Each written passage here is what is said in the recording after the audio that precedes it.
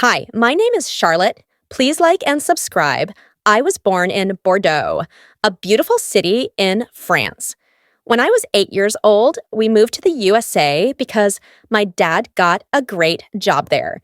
The city we moved to was huge, filled with skyscrapers, shops, and opportunities, or so I was told. However, it didn't take long for things to start going downhill. When I began attending school there, my parents enrolled me in a private school for international students. Hi, everyone. My name is Charlotte. I'm 8 years old, and I come from France. I brought some madeleines that my mom made for everyone today. Hi, Charlotte. I'm Laura from Italy. Do you want to hang out later today? Laura and I became very close. We would often take the same bus home, do our homework together, and even attend drawing classes together. Even though Laura didn't speak any French, being with her reminded me a lot of home. I was shy and liked to keep things to myself, while Laura was fun and a bit wild. Someone my mom wouldn't think was classy. Mom really didn't like Laura. She kept trying to make me hang out with kids from rich families that I didn't like, but I ended up making friends with two girls, just so Mom would stop nagging me. One evening, I forgot to tell Mom I invited Laura over for dinner. Mom was really mean to Laura when she came. Charlotte mentioned, "Your mom is a saleswoman. Do you guys even eat dinner every night?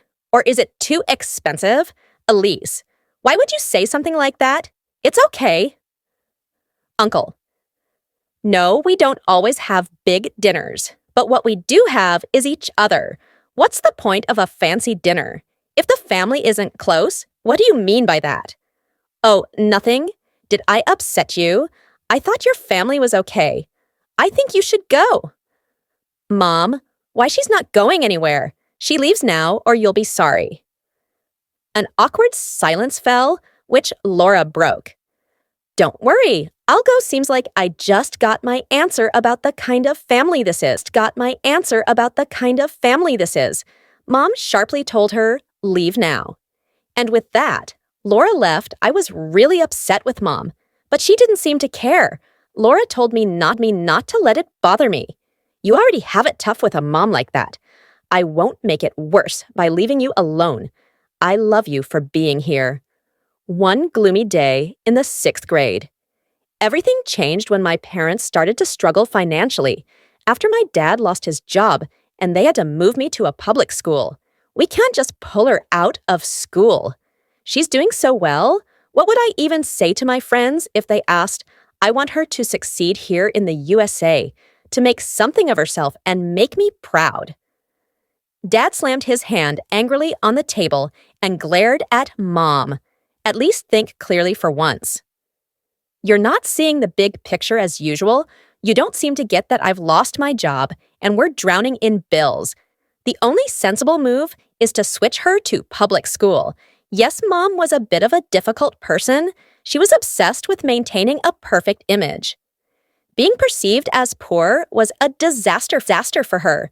Her mom was also a strict lady, obsessed with etiquette and rules. She was against my mom's marriage, although my dad was well off, but Mom stood firm and married Dad, so her parents cut her off. Now, us not having much money would make my grandma right, and that made my mom even madder. She made us move to a different city so she could lie and tell her friends that Dad had received a job opportunity. Far away, I screamed and cried for days. I didn't want to leave our city or be away from Laura. But as usual, Mom ignored my protests. I was heartbroken. Dad, I hate her. Dad hugged me. Hate is a strong word. You know how your mom is? She wants things her way. Life hasn't ended, though. You'll make new friends. And about Laura, you can still talk to her on the phone, and I'll help you see her once in a while. Thank you, Dad. You're too kind to be with someone like her, but I guess life isn't fair. Saying goodbye to Laura was incredibly hard. And to make things worse after we moved, I realized I forgot the notebook with Laura's number in it. I was utterly heartbroken. Even though we didn't have a lot of money, Mom kept having big parties at fancy places for her friends. We were getting more and more into debt. Even though Dad asked her many times to stop the parties, one day she even gave her friend a really expensive ring for her birthday. Dad got really upset when the bank called him. "Listen, woman, I can't take this anymore. This is your last chance. If you don't stop, we might have to split up, and I'll want to stay with Dad." Really now, with that mom left. She was gone for a couple of days. Although Dad and I were worried we didn't try to reach her, it was time for her to act like the adult she supposedly was. When she returned, she walked into the house and started doing laundry as if nothing had happened. From that day on, she stopped seeing her friends so much and didn't waste our money anymore. I was relieved she finally came to her senses, but I could see a change in her. Her eyes had lost their spark. It was as if she had aged 10 years. Well, things at the public school weren't perfect either. At first, I'm 500,000. Can you come and cheer for me? It feels like a dream. Sure, but you have to draw me and make my eyebrows look good. I enjoyed spending time with Laura, but sometimes things felt off.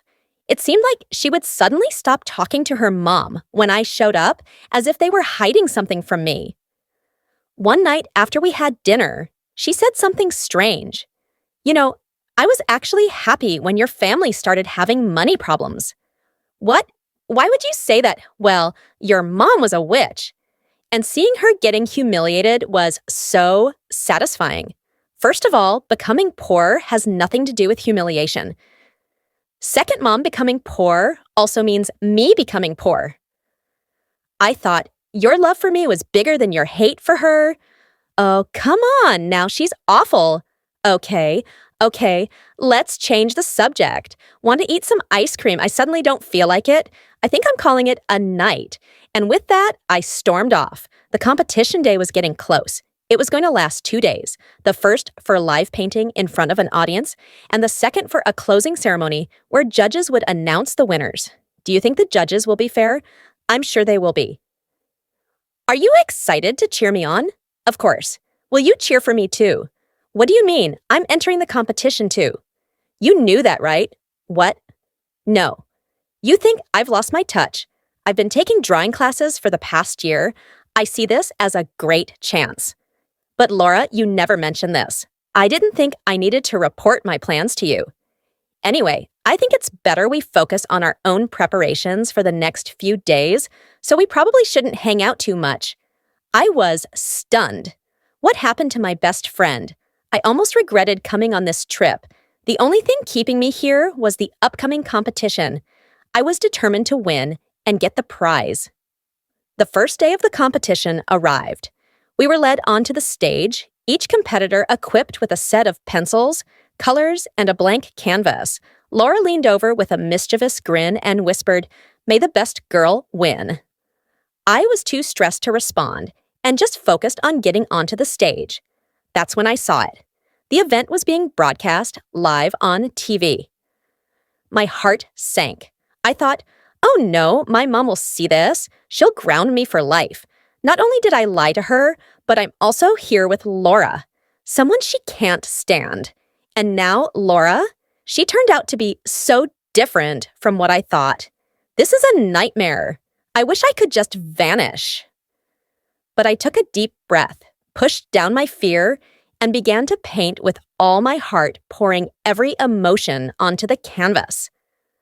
While sitting comfortably at home, my mom saw my face on the TV screen and yelled, "Pierre, our daughter isn't on a school project. She's on TV with Laura.